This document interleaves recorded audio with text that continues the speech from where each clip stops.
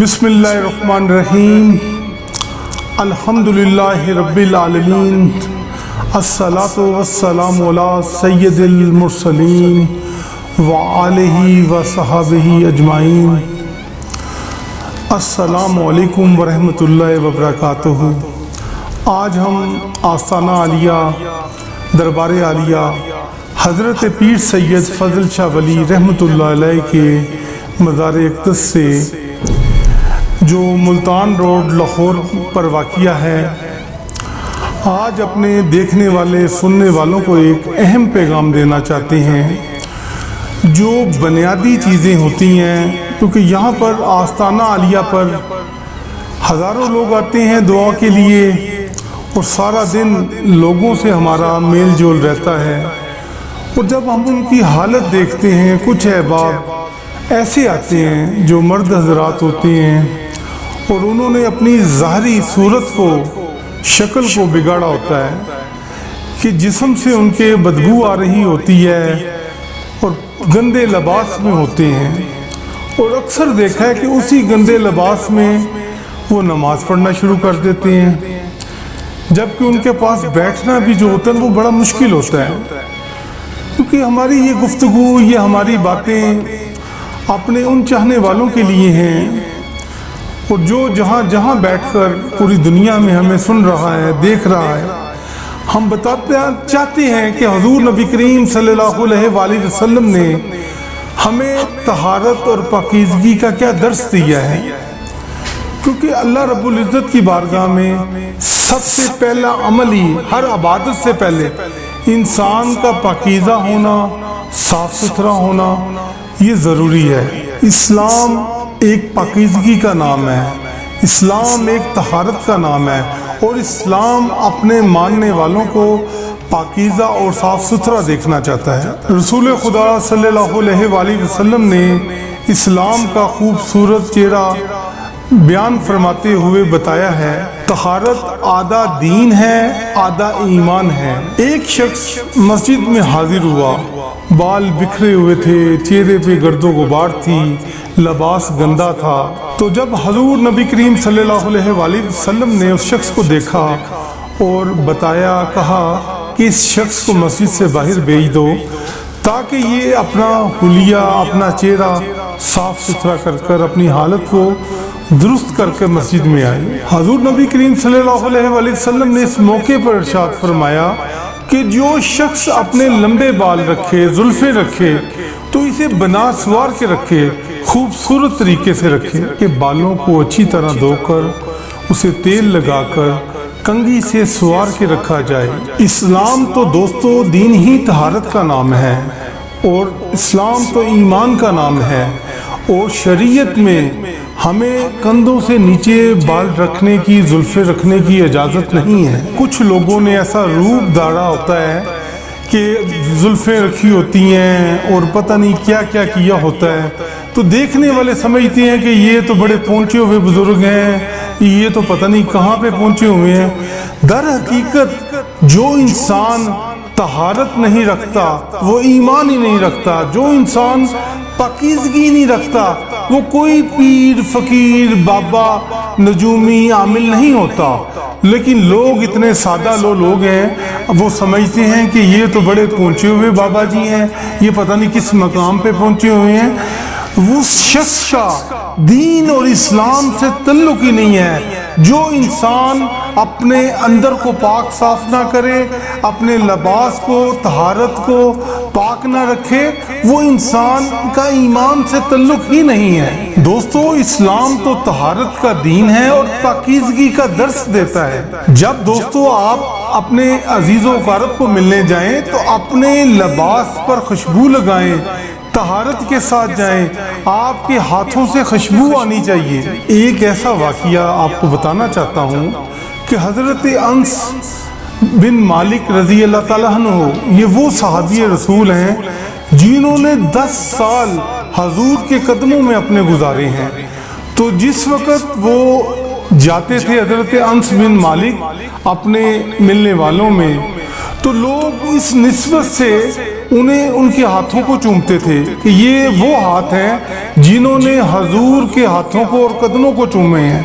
اس نسبت سے حضرت انس سے لوگ محبت کرتے تھے، تو اس وجہ سے حضرت انس بن مالک اپنے آپ کو انتہائی صاف ستھرا رکھتے تھے، اور جب بھی مسجد میں جاتے تھے یا کہیں سے گزرتے تھے تو اپنے جسم کو خوشبو لگائی ہوتی تھی، اپنے ہاتھوں کو خوشبو لگاتے تھے، تاکہ اگر کوئی شخص حضور کی وجہ سے ان کے ہاتھوں کو چومے تو اسے خوشبو ملنی چاہیے، اسے سکون ملنا چاہیے۔ میں اپنے چاہنے والوں کو اور اپنے عقیدت مندوں کو، مریدین کو یہی سبق دیتا ہوں۔ یہ وہ سبق ہے جو حضور نے ہمیں دیا، شریعت ہمیں دیتی ہے۔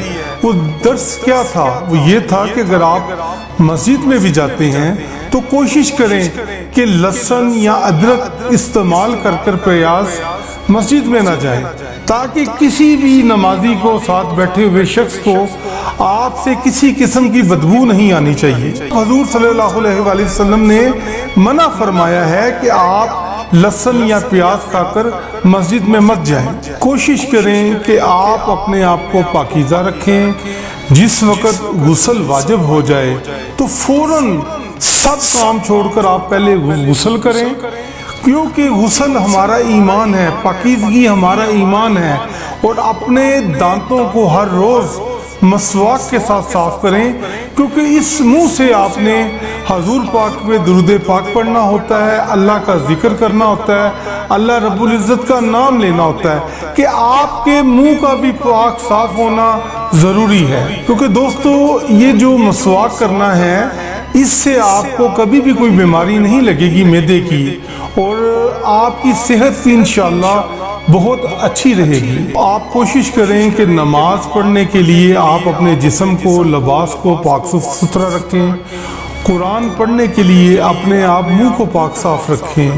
حضور پاک نے ہمیں اس بات کی سختی سے تلقین کی ہے۔ دوستو اگر آپ کا لباس پرانا بھی ہے تو کوشش کریں کہ اسے صاف ستھرا رکھیں، اور اگر اللہ تعالیٰ نے آپ کو اس بات کی توفیق دی ہے کہ آپ اگر نیا لباس خرید سکتے ہیں تو آپ خود بھی اور اپنے بچوں کو بھی ہمیشہ صاف ستھرا اور اچھا لباس پہنائیں، کہ حضور پاک نے اس بات کا سختی سے نوٹس لیا ہے کہ جب آپ پیشاب کریں تو آپ کے جسم پر پیشاب کی کوئی چھینٹ نہیں پڑنی چاہیے۔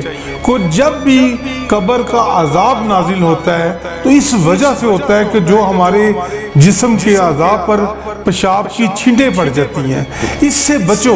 اور مجھے بتائیں کہ جو شخص نماز نہیں پڑھتا تو وہ پیشاب کی چھینٹوں سے کیسے بچ سکتا ہے؟ دوستو کوشش کرو کہ پیشاب کی چھینٹوں سے بچو، اور کوشش کرو کہ 5 وقت کی نماز پڑھیں، تاکہ آپ کا جسم، آپ کا لباس، ہر چیز پاکیزہ ہو۔ اللہ رب العزت حضور کے صدقے آپ کی شان میں اضافہ فرمائے گا۔ آج ہمارا یہ ٹاپک طہارت اور پاکیزگی پر تھا، کیونکہ ایمان کا پہلا جز ہی طہارت اور پاکیزگی ہے۔ آپ کہیں بھی جائیں کسی عزیز و اقارب کو ملنے، چاہے کسی ولی اللہ کی بارگاہ میں، تو کوشش کریں کہ سب سے پہلے اپنے جسم کو پاک صاف کریں، لباس کو پاک صاف کریں، طہارت کے ساتھ، پاکیزگی کے ساتھ آپ پھر کسی کو ملیں۔ میں اپنے دیکھنے والے، سننے والے، چاہنے والوں کو آج یہی پیغام دیتا ہوں کہ اس بنیادی بات کو آپ ضرور سمجھیں۔ ہمارا مقصد کوئی خطاب کرنا نہیں ہے، تقریر کرنا نہیں ہے، ہدایت کرنا نہیں ہے۔ یہ تو وہ ہدایت ہے جو اللہ تعالیٰ کی طرف سے آئی، اور حضور نبی کریم صلی اللہ علیہ وآلہ وسلم سے ان باتوں کا، ان چیزوں کا حکم ہے۔ ہم جب بھی گفتگو کرتے ہیں قرآن و شریعت کے مطابق کرتے ہیں، اور آپ ہماری گفتگو کو ایک صدقہ جاریہ کے طور پر سنا کریں، اسے دوسروں تک پہنچائیں۔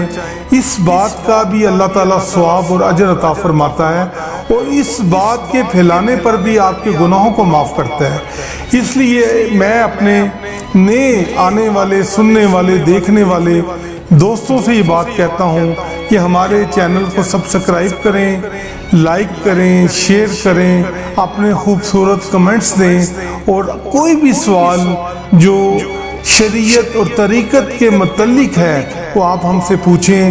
ہم یہ آسان گفتگو کر کے یہ بنیادی باتیں اپنے دیکھنے والے اور سننے والوں کو دینا چاہتے ہیں، کیونکہ سارا دن دکھی انسانیت ہمارے پاس دربار عالیہ فضل شاہ ولی رحمت اللہ علیہ پر آتی ہے. ہم انہیں یہ بنیادی باتیں ہی بتاتے ہیں. ہمارے اس درگاہ پہ بیٹھنے کا یہی مقصد ہے کہ ہم دکھی انسانیت کو شریعت کے مطابق زندگی گزارنے کا طریقہ بتائیں. اور یہ سب سے بنیادی بات ہے اپنے آپ کو پاک صاف رکھنا، تاکہ انسان کا ایمان ہی صفائی نصف ایمان ہے. بہت شکریہ. میں اپنے دیکھنے والے چاہنے والوں کو السلام علیکم.